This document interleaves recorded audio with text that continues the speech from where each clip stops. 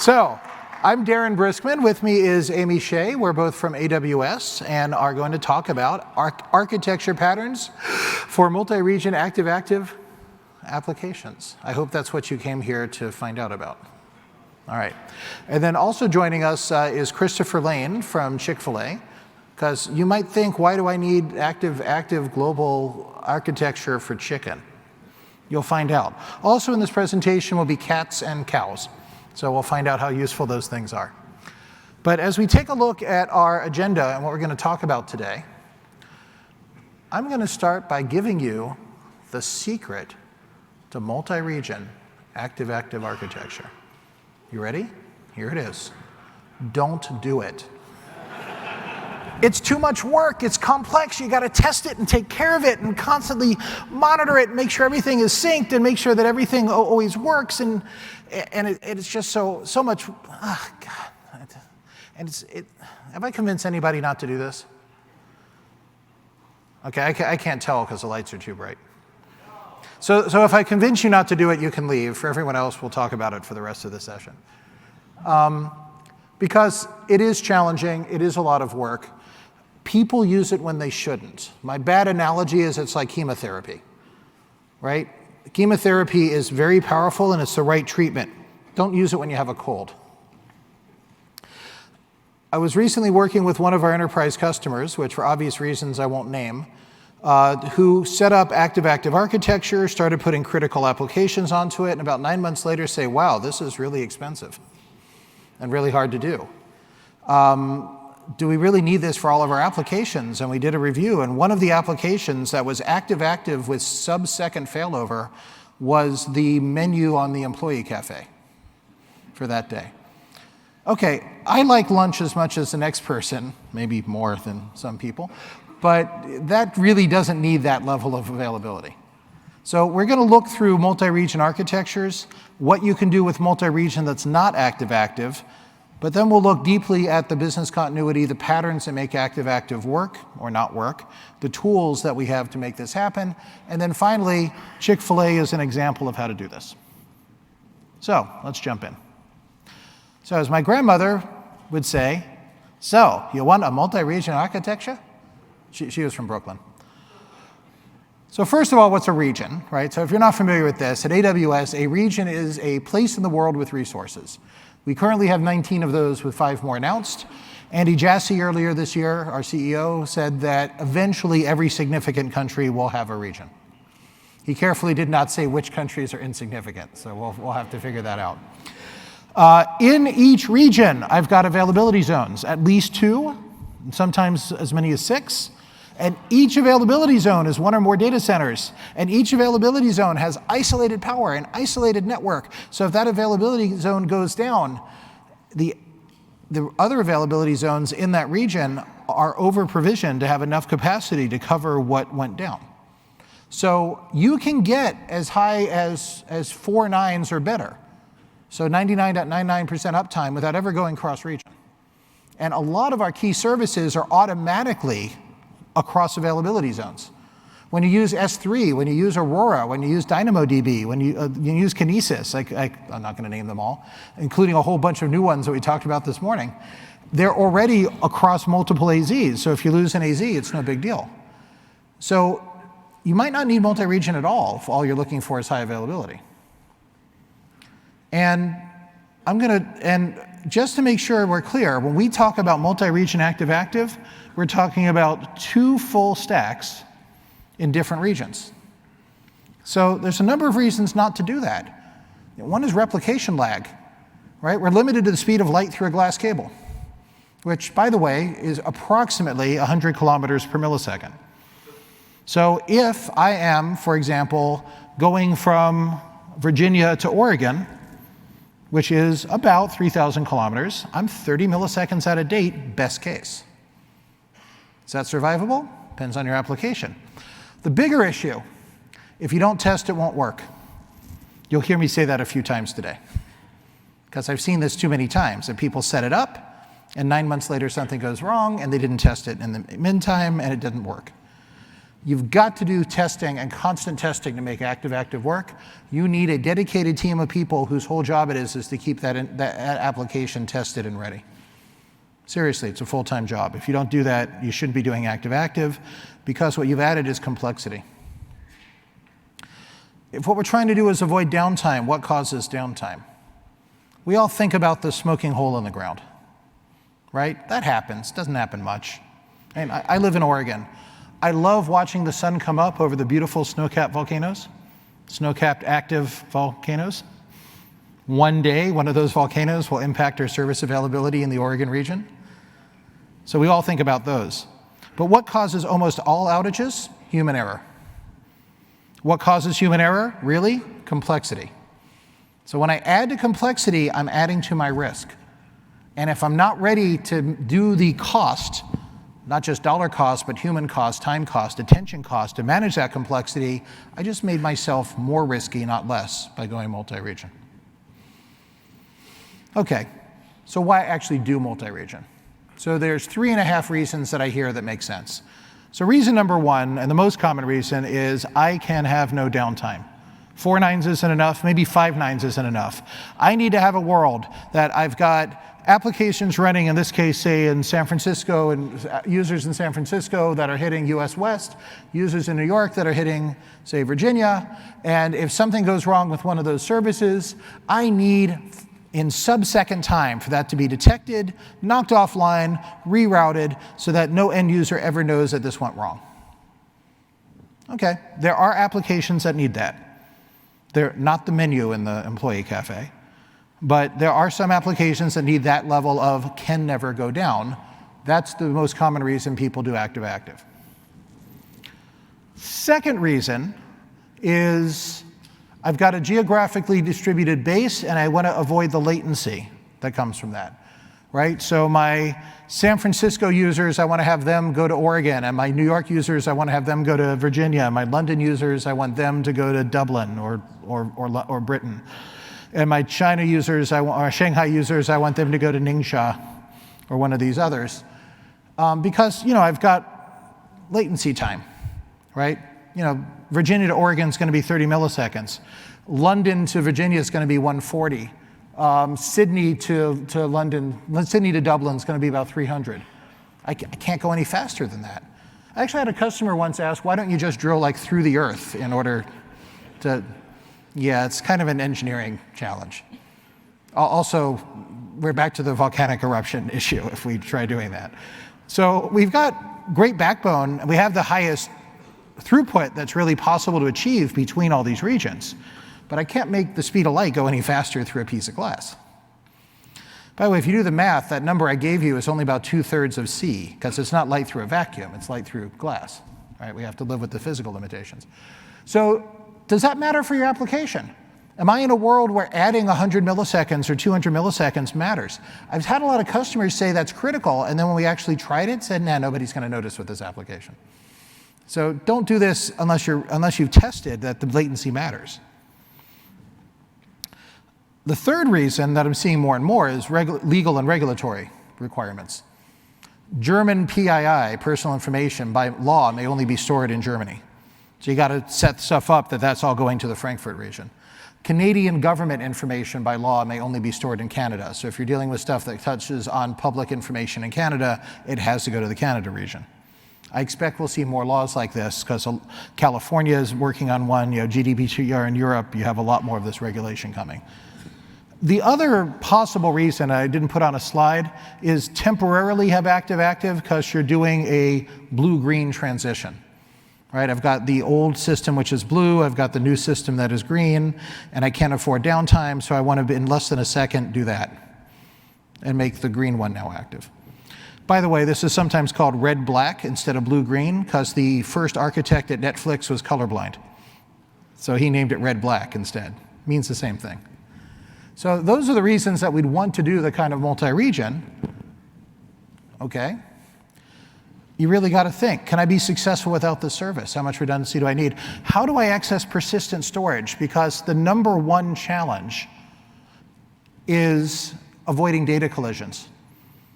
We'll talk more about this soon, but how do I avoid that problem in the persistent storage if I write the same data item in, say, Sydney and Virginia within 100 milliseconds, so when they go to replicate, they collide? That's a race condition. But we also have the issue of how do I keep everything in sync? How do I make sure that the application executables are exactly the same in both places? That the security credentials are exactly the same in both places, so that all of these pieces will work. In other words, it's not black and white. There's a lot of gradations in there.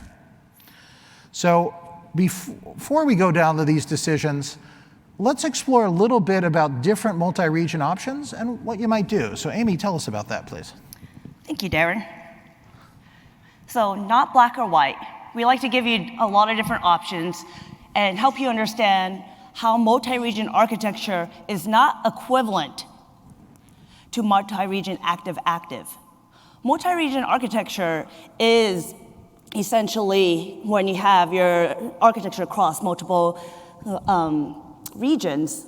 However, active-active is only when you have two full active stacks across the regions. So how do you design for that? Let's talk about business continuity. The first reason, the reason most people often think about when they think about multi-region. So business continuity is all about the mission that your organization is trying to accomplish. How much data can you afford to lose, and how much downtime can your business sustain? Nobody really wants to lose any data, and nobody really wants to have their applications go down. But you probably don't have the amount of time and the money to architect and engineer to have 100% uptime and zero data loss. So let's talk about trade-offs. And just think about what can you do to help accomplish your mission. And the mission could be for your application, for your users, for a particular organization, because let's face it, not everything has to be up all the time. So there are 4 strategies to business continuity.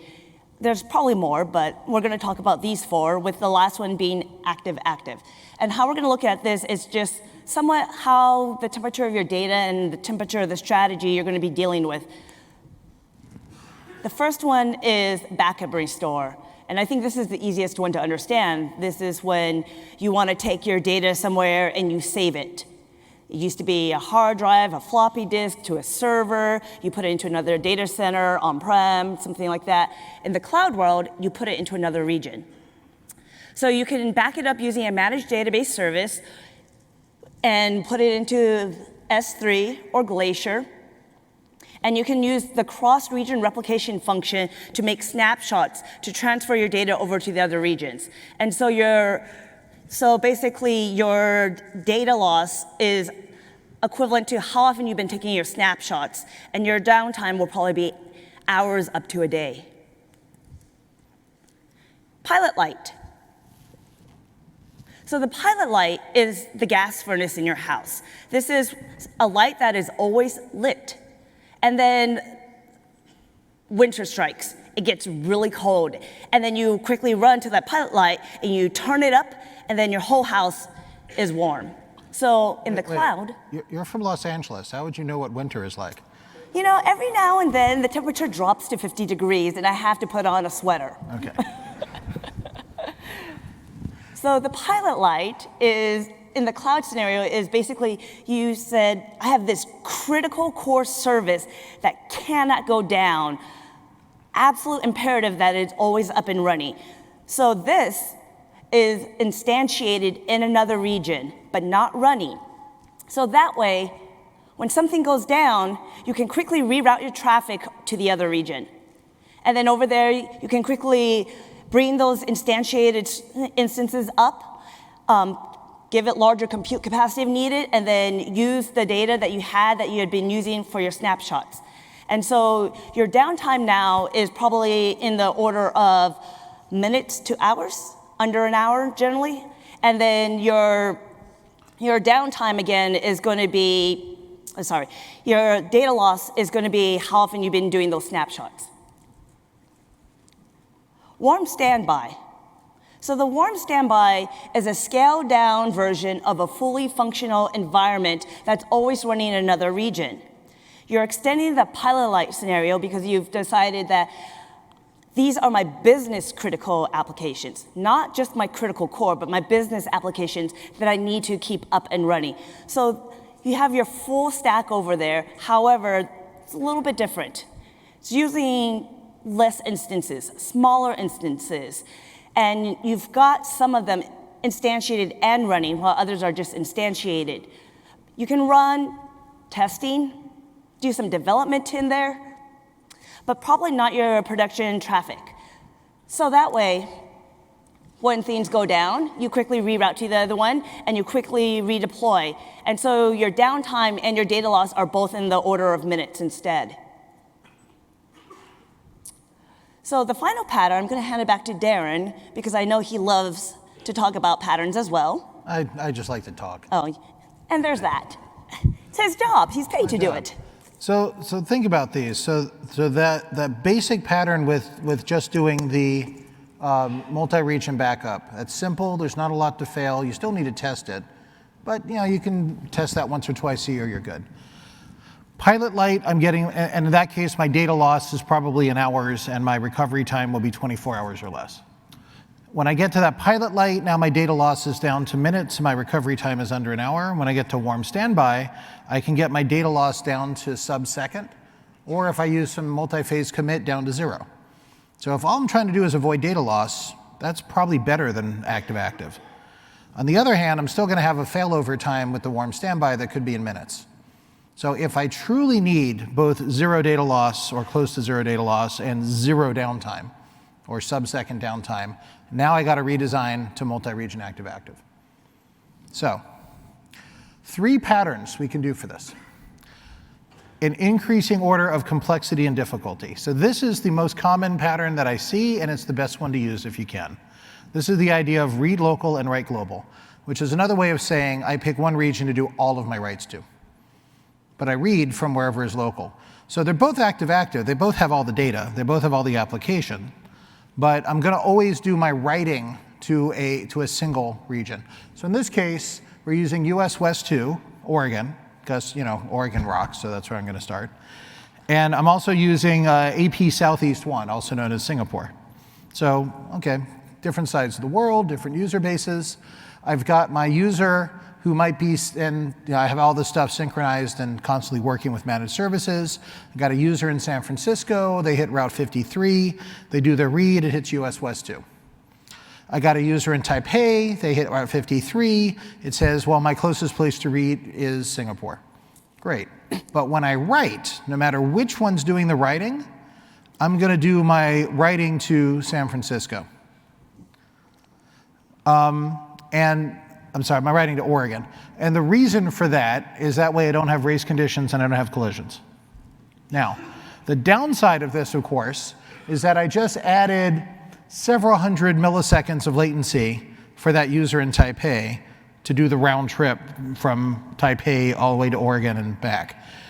This is a great pattern when your read-write ratio is like 90-95% read, when you're not writing that much. So I don't incur that latency very often. Very common pattern for this is registration systems. So this is what you're using for like user sign up and user authorization when I've got an app with, say, a few million users. And if you think about user authorization, you don't write very much, right? You write when you set up the user and you write when they change their password. But you read constantly. So this is a great pattern for that to make sure that I'm able to get the value of active-active. So when would I write stuff directly into Singapore? Only if Oregon is offline. So I'll have all my tools to do the failover when that happens. But this is not good if I have to do a lot of writing in both places. So if I got to do a lot of writing in both parts of the world, we'll do this pattern, which is a little more complex because now your application code needs to do some sharding. So I'm going to, in the application, manage who's where. So in this case, I've got my Taipei user, and they're going to both read and write. So the first time they write into this app, it's going to say, you wrote to Singapore. You are now a Singapore user. So all your reading will always be whatever is most local, but that user will always write to Singapore. So if that user gets on a plane and flies to, you can tell Amy did this slide. So they fly to Los Angeles. And then they go to read, it'll read from Oregon because that's more local. But because they're a Singapore user, when they write, it'll always write out to Singapore. This works well because, yeah, that user is going to have a lot of delay in writing when they happen to be in LA. But let's face it, not that many people from Asia will be in California at any one time. Not that many Americans will be in Asia at any one time. So it's a small subset that pay the latency. This is great when you have applications that are more like a 50% read-write ratio and are doing those. Usually I see these sorted geographically. I've seen some exceptions. One of our customers does fantasy sports leagues. They have servers in Mumbai and region and servers in the Virginia region. If you do a fantasy baseball league, it automatically sets it up in Virginia. And if you do a fantasy cricket league, it automatically sets it up in Mumbai, because most of the people doing those kind of sports are doing it in those areas. And then again, I have the active-active failover. But you still have to have, so you have all the data in every region. You're using the application level to shard this to avoid collisions. And if it's starting to sound like I'm obsessed by collisions, yes, I'm obsessed by collisions. Because this causes pain, and this causes failure, and this causes bad user experiences.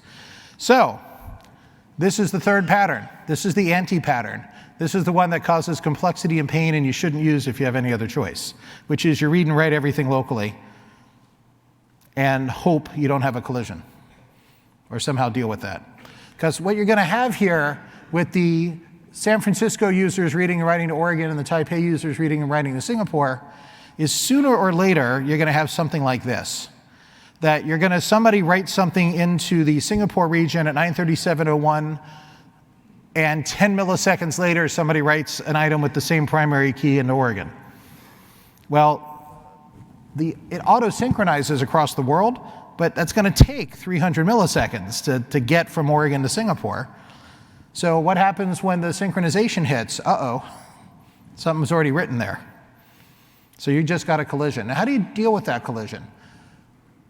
Your code's going to have to do it. Your code's going to have to decide, does newest win, does oldest win, does Oregon always win? Oh, I like that one. Oregon always wins. Does Singapore always win? Does Oregon always win on Tuesdays and Thursdays, and Singapore wins on other days? Do you roll back both transactions? But you got to do something, because what you now have is a set of applications in Oregon that says I've written one thing, and a set of applications in Singapore that think they wrote something else. And this will cause inconsistency. If you're dealing with financial stuff, this opens the door to creating fraud and arbitrage. There's all sorts of things that are bad about this. So you don't do it if you can avoid it. So, short version, I got 3 major patterns. Read local, write global, do that if you can. Read local, write partition, do that if you have to. Read local and write local, do that if you have no other choice. So basically all the patterns there are. I've seen other patterns, but they're really variants of one of these 3. And we can make it work. Now, let's talk about tools.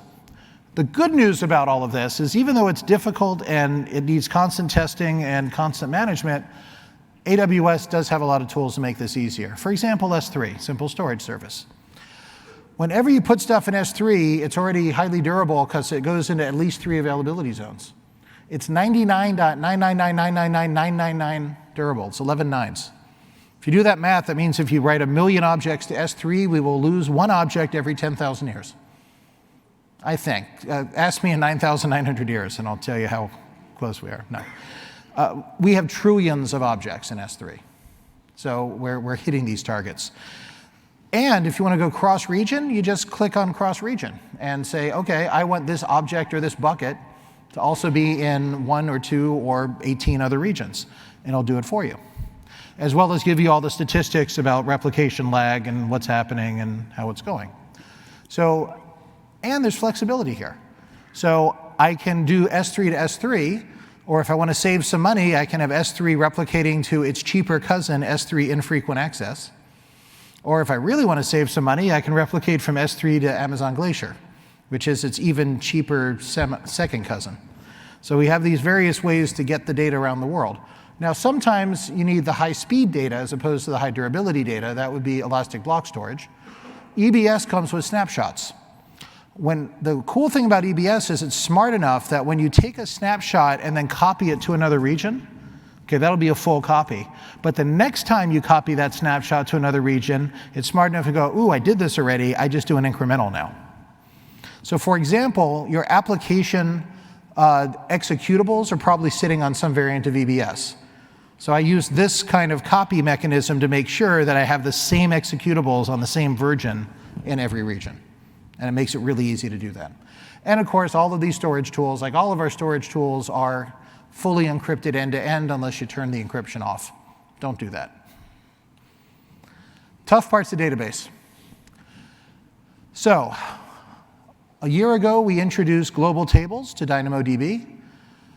This is a fully managed, multi-master, multi-region.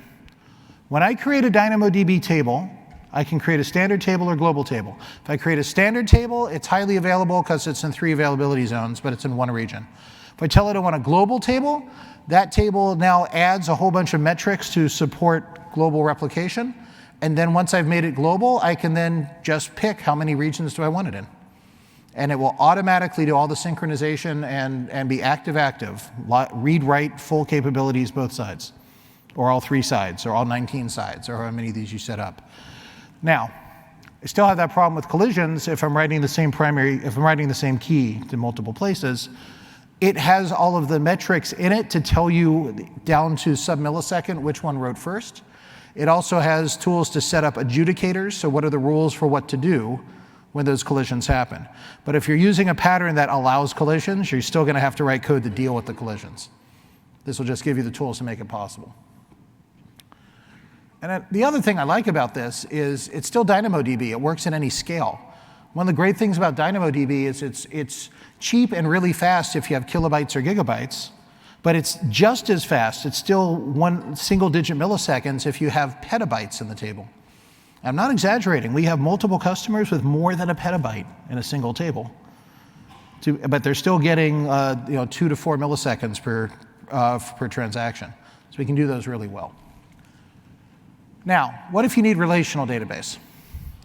We have announced, but not yet delivered, multi-region multi-master for Amazon Aurora. But if I'm using either Amazon Relational Database Service or Aurora, then I can do what are called cross-region read replicas. So this is a variant of the warm standby pattern that Amy was showing you, that is automatically replicating everything to the remote region, and I can do reads against the remote region, but not writes. In the case of a failover, I can promote that remote read replica into a master in usually about 3 seconds. So pretty quickly. Now, of course, once I do that, it's not replicating anymore, because now it's not a replica, it's a master. So, but this does allow us to do this very quickly and have the ability to do those multi-region designs.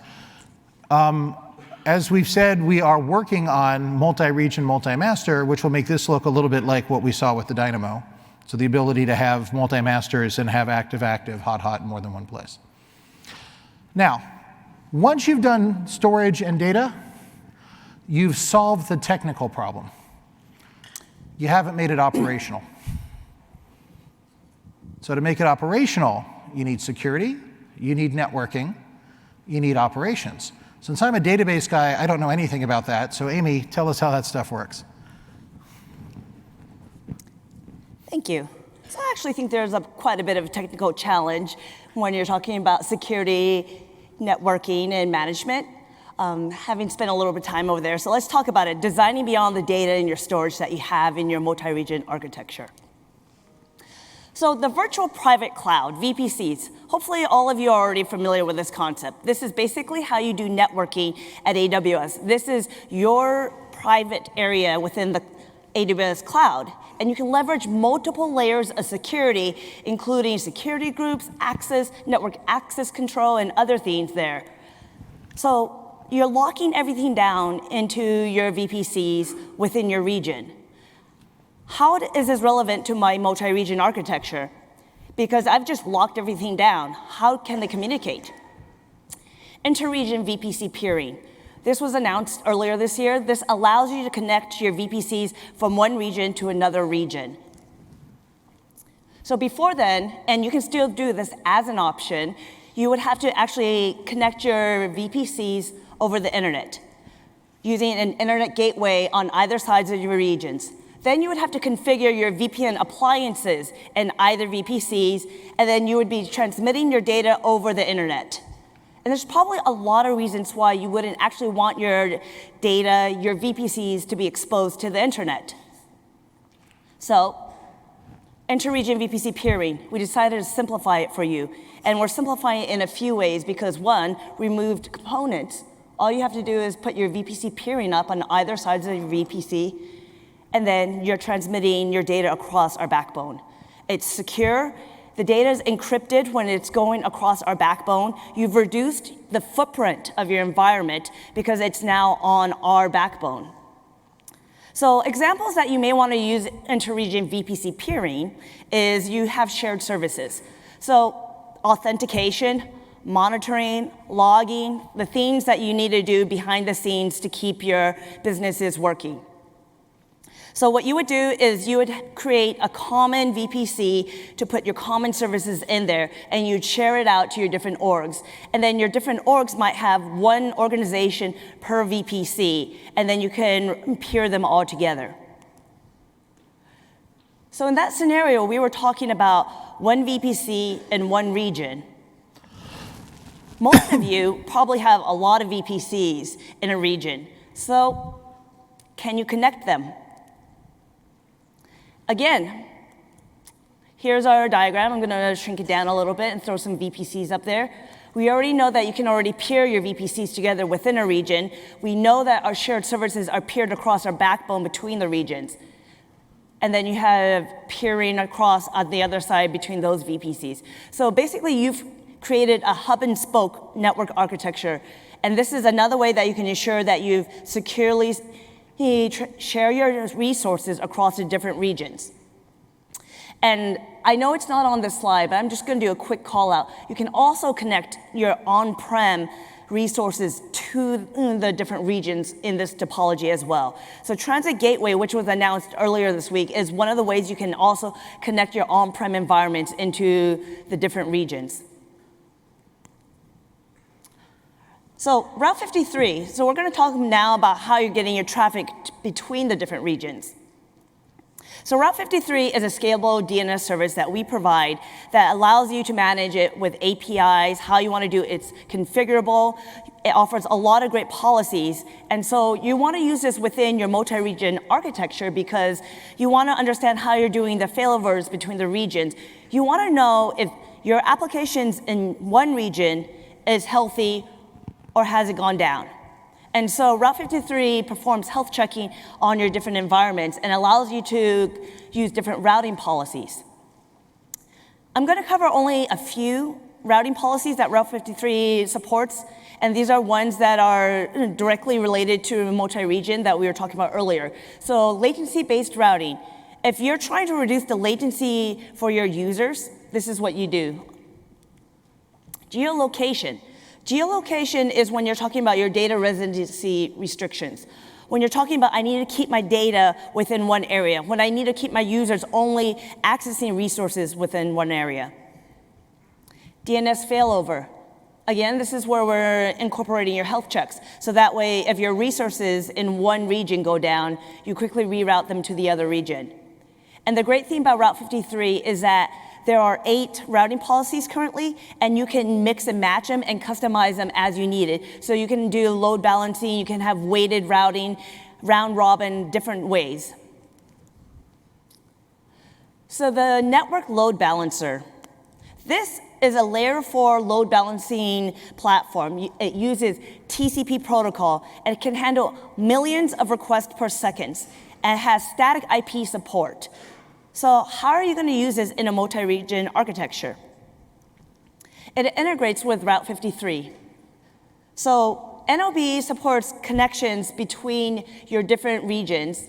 You put it in front of your applications over there, and then it's going to load balance across the different regions. So in the past, with NLB, what would happen is you would be load balancing across a single availability zone. We then made it so you can load balance across different availability zones for your resources, but still within one region.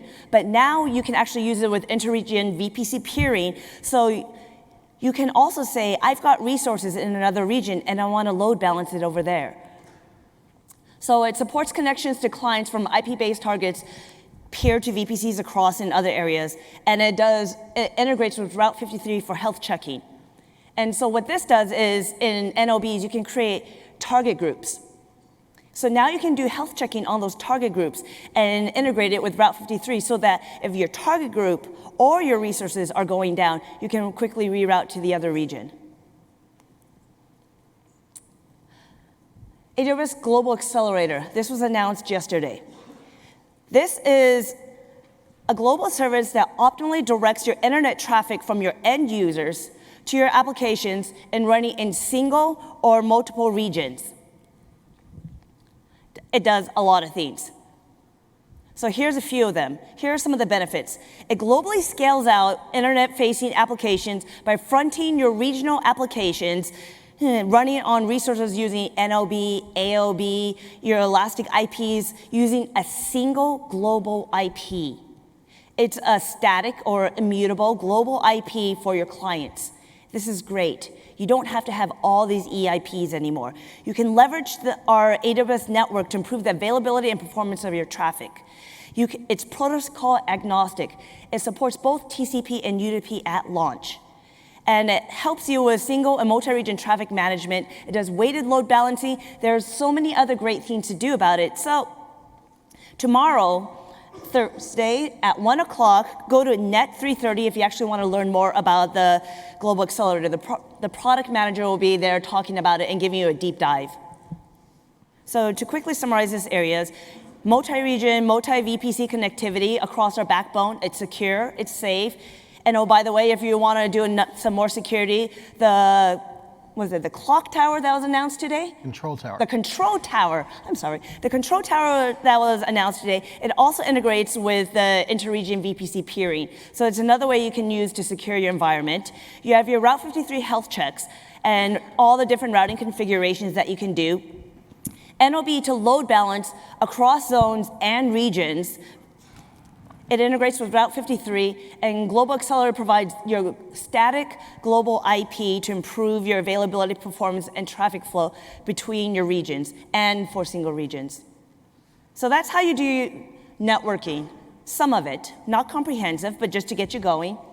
And so let's talk about how you actually manage it. So if you figured out how to store your data, you've figured out how you want to architect your databases, you've got your traffic flowing between the different regions and the access to the regions. So you want to actually figure out how you deploy it for those of you back there. So for me, I used to spend tons of time trying to set up and configure servers, and it was a pain. So many ways to do it. CloudFormations allows you to templatize your environment. It is infrastructure as a code.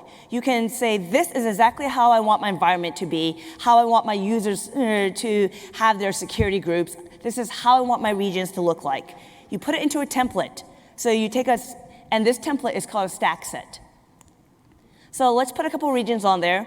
This is multi-region, multi-account support. So let's throw more accounts on there. And basically, the stack sets are pushed down into the different target accounts to provision your resources. And then you have now your stacks over there. And oh, by the way, for those of you who actually want to go in and play with it, there's a link on there. It should send you to some templates that you can use to play with, read a little bit more about CloudFormation stack sets. So config rules. This is for compliance. And you're like, what about compliance? So your environment, you've provisioned it. You said, this is how I want my region to look like. This is how I want my accounts to look like. And this is who can access what. But let's face it, things change. We call that drift. So these are your changing resources. You set up AWS Config, and you say, I want to normalize it. I don't want things to change. So what you've done is you've defined policies or config rules. You can do this, you can't do that, it should look like this. And then you can get notifications or alerts when things have gone outside of compliance. You can use APIs to access it and to configure it. And then you have histories or snapshots of what your environment looked like before and after throughout your history of the compliance. So it's multi-account, multi-region data aggregation of what your environment looks like. It's a centralized view of your enterprise. AWS Systems Manager, also multi-region, multi-accounts. With Systems Manager, you can simplify and orchestrate your workflows. So we have a feature in there called automation. This is multi-region and multi-accounts ability to take actions on your environment. So for example, patching, rolling out all your patches on Patch Tuesday. You have all those security updates that you're getting blasted about, and you need to make sure that all of your environments, all your resources across all the regions are compliant. So this is how you do it. You can automatically do it from one centralized location. You can remediate your compliance drifts across all the regions using, for example, if you want to do your VPC configurations. You can back up your key resources. So when I say back up your key resources, essentially, we're talking about cross-region replications of your snapshots. So you can automate your snapshots and make sure that you have it going at the frequency you want it to go at. And you can secure your setup through IAM permissions. AWS Systems Manager also has another feature called inventory, which is also multi-region and multi-account. And so inventory collects a variety of metadata on all your resources for all your accounts within all your regions. Once the inventory is collected, you can then view, filter, or query your inventory and have a centralized view of your entire enterprise. So what that looks like is you've got a couple of regions and you've got your VPCs. You set up your Systems Manager inventory, and then we use the resource data sync to centralize all of that information into the inventory data stored in S3. From there, we run the glue crawler across the data, perform some ETL with Athena. So that way you can have your inventory detailed view centralized across the different regions. And so when I say centralized, let's throw on there, I said it was multi-account. And here's what it looks like if account 2 happened to have multiple resources. And finally, monitoring and logging is important for your environment. You need to know what's going on. So you want to centralize all of this information. Logging and monitoring tends to be region-specific. CloudWatch and CloudTrails automatically stores all their information to the region that they're in. So what you want to do is collect granular metrics from within each region, set up CloudWatch events using scheduled Lambda functions to push those custom metrics into a centralized location. So here's your region. Let's have some things that are accessing different things going on. You've got some events. So use CloudWatch and it's monitoring and it's going on. So you've scheduled a Lambda to go out and use Kinesis data hose to store all the information within S3. And then you want to do some logging analytics to figure out what is actually going on, right? Using the tools of your choice. So it could be Elasticsearch, it could be Athena, it could be a variety of whatever logging analytics tools that we have out there or from our partners. And then obviously multi-region for that centralized view. So you want to make sure you always have it centralized so you can make the most informed decision for your region and across your regions to know what's going on. So here's a quick summary of how you can do all the management. Cloud formations, how you set up your environment, provision it. Config to have tracking on all your resources and you make sure you stay in compliance. Systems Manager to take all the actions and orchestration across your environment to manage. And CloudWatch for having a centralized logging solutions. Everything is cross accounts and multi-region. So finally, we kept saying something over and over and over today. What was it? Did they get the answer? Not really. I don't think I heard it. We'll see it. Look, one of those great pieces of advice I got from my grandmother, don't do it, that's one thing. But one of those great pieces of advice I got from my grandmother is never tell lies, because you have to remember what you said. And that's too much work. So I'm not really an honest person, but I'm lazy, and it works out the same. So I told you before that if you stayed through this, you'd get cats and chickens. So what Amy was hinting at, what we keep saying over and over again, is if you don't test, you'll end up like this cat. Because we don't have time today to go into the great detail about the various things to do testing, but you've got to spend time thinking about, if you're doing all this effort to build active-active, that means it's a critical application that can't go down. And if you don't test it when you need it, it won't work. You got to test it. You got to test it in different ways. You got to test it creatively. You got to think about all the different ways that things can go wrong. How do I test a network failure? How do I test a security failure? How do I test an application failure? How do I test bad data? How do I test the smoking hole in the ground? How do I do all of these things? There's lots of great tools out there like Simian Army, Chaos Monkey. Not familiar with that. Chaos Monkey kills a server. Chaos, what is it? It's Chaos Gorilla kills a AZ, and Chaos Kong kills a region. Doesn't really kill it. They just pretends. But it gives you the way to do these testings. You've got to do them. But instead of talking about testing in detail, I'd rather fulfill my promise and talk about chicken. So Christopher, please come join us. There's two reasons that I wanted to ask Christopher to come talk to us today. So one is Chick-fil-A is awesome. But the other is, when we think active-active, people always think about, like banks or medical or high-speed trading. Why does a chicken restaurant need high-speed active-active? Thank you, Darren. So I'm Christopher Lane. I'm an enterprise architect with Chick-fil-A, and I'm going to be talking about our journey to a multi-region active-active architecture. Before I do that, I'd like to spend a few minutes talking about who Chick-fil-A is. Chick-fil-A is a privately owned quick-service restaurant based in Atlanta, Georgia. Chick-fil-A began with an innovative concept from our founder, Truett Cathy, to fulfill the needs of his customers, the Chick-fil-A chicken sandwich. Chick-fil-A has grown from that simple concept to more than 2,200 restaurants across the US and will be opening in Canada soon.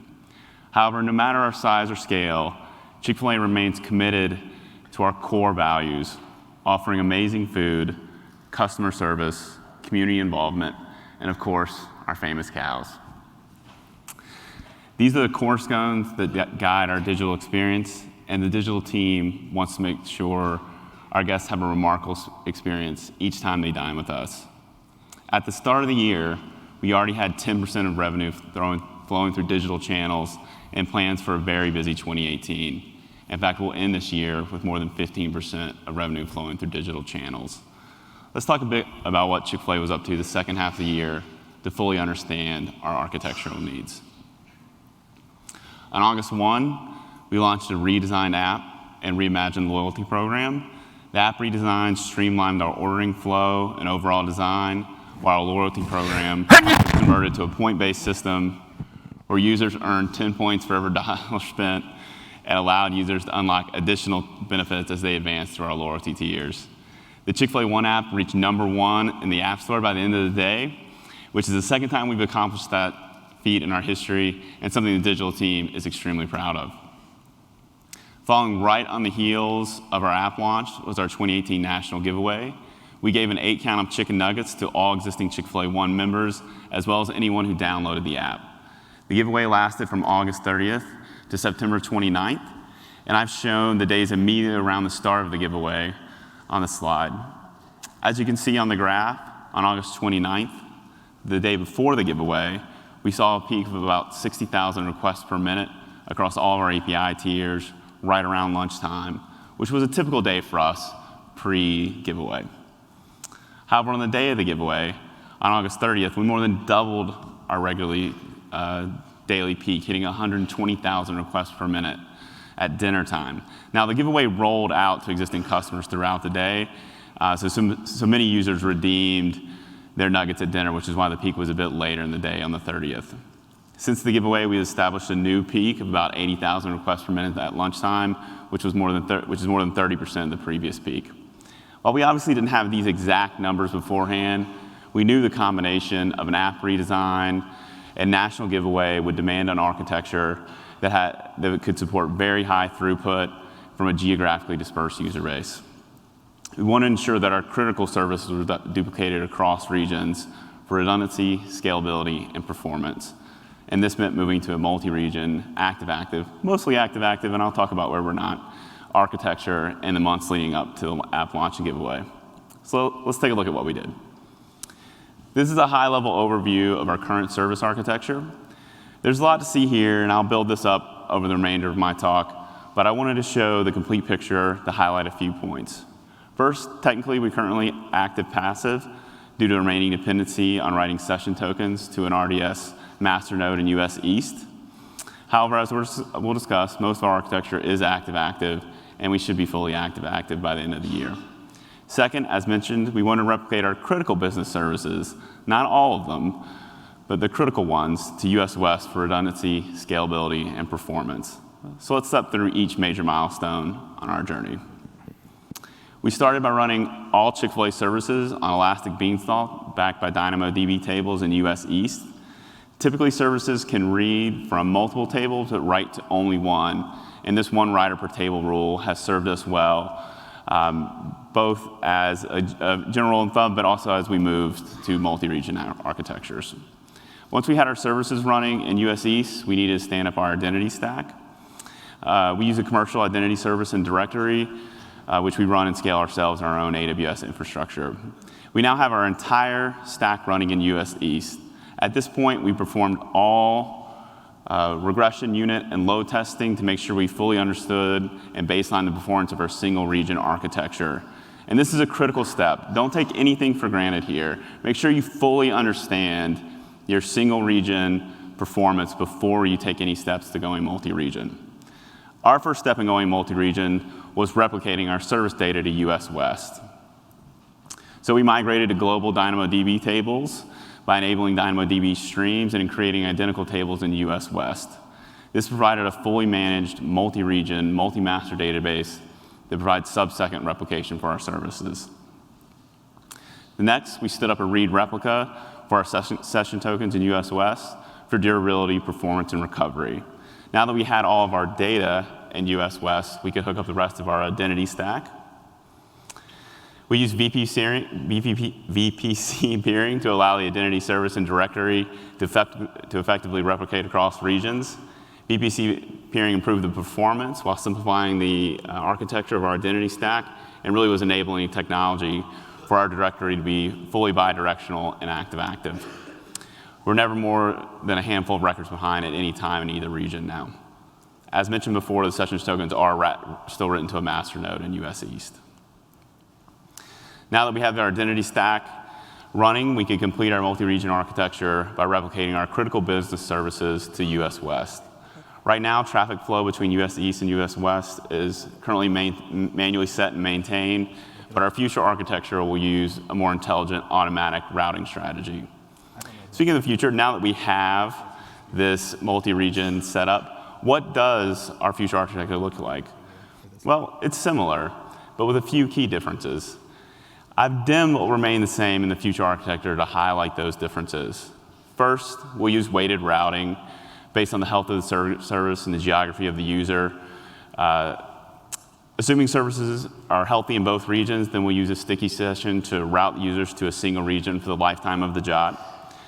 Next, we'll use Aurora's multi-master setup for writing session tokens in both regions. We've actually completed this work in our non-production environments, and once multi-master Aurora is generally available beyond beta, we'll push this into production to be fully active-active. Finally, all CFA services, not just the business-critical ones, will be replicated to both regions using Amazon EKS instead of Elastic Beanstalk. EKS offers improved scalability and performance and simplifies our DevOps process, which I won't go into detail today, but I'm happy to talk about offline. One other major benefit to switching to Amazon EKS is allow us to improve and simplify our routing tier. So I thought I'd talk a little bit about that today as well. This is our high-level north-south routing into our EKS cluster. We're using a combination of the ALB ingress controller developed by AWS and Ticketmaster and Ambassador, which is an open-source technology from DataWire. There's some overlap between these two projects, but we wanted the best of both worlds. In particular, we wanted all the benefits you get out of the box from ALB, including the AWS WAF and SSL termination, but we wanted to rely on Envoy for everything else, including service routing, authentication, scaling, canary deployments, rate limiting, easy publication of services, and transparent monitoring of L7 traffic to our services. We wanted it all. And Ambassador provided a simple, decentralized way of managing our Envoy files through annotations on our Kubernetes services, which allows us to declare the state of our routing tier directly in code and tie into our DevOps process, which is really nice for us. We'll be publishing the details of our solution, details of this solution on our Medium blog in the coming weeks, but essentially the ALB ingress controller routes all traffic to the Ambassador cluster IP service, and the Ambassador service manages the Envoy configuration to route to a specific request. In this case, the /profile, and then to the correct pods running on the EKS nodes. Similarly, for requests to other services, such as /loyalty, we'll go through the ALB to the Ambassador service, which will then select the correct pods on the EKS nodes, which are based on the declared state in the service manifest files. Any changes to the service files will use Envoy's hot start mechanism to deploy the new configuration. Ambassador relies on Kubernetes for high availability and scaling, so everything is managed natively in Kubernetes and handled directly by our DevOps system.